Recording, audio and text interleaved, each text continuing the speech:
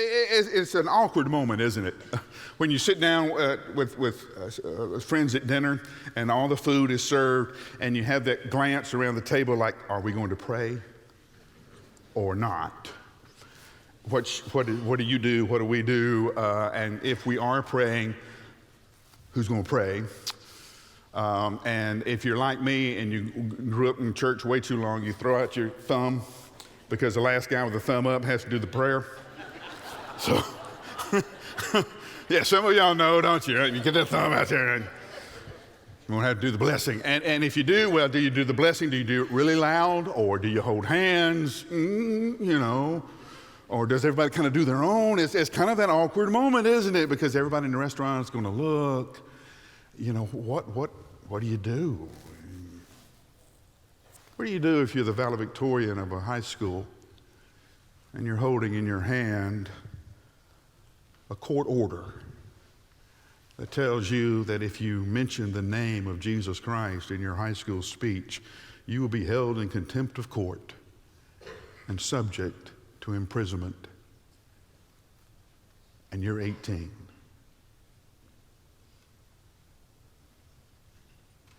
What do you do? Oh, I know. Right now, you're brave.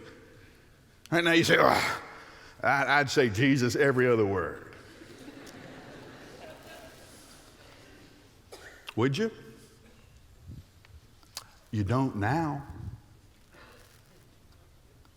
Why would you then? What if you're the pastor of a Chinese house church and you know this new member isn't a believer at all, but a spy sent from the regional communist government? And if you teach the Bible lesson that the Lord has laid on your heart, you most likely will be arrested. Your family will be thrown into poverty, and you will be sent to a reprogramming camp for who knows how long. Do you do the lesson anyway? You see, these aren't hypotheticals. These are real issues that real people, just like you, just like me, are having to face day in and day out. Now, today we're going to read the story of Daniel in the lion's den. And I know you're going, heard that one. And you'll quit listening just as soon as I say the word Daniel. And some of you are thinking, well, I don't know what I would do if I were Daniel. Let me tell you something. Most of us in this room right now have to make another decision before we ever get to the decision about whether or not we would endure the lion's den.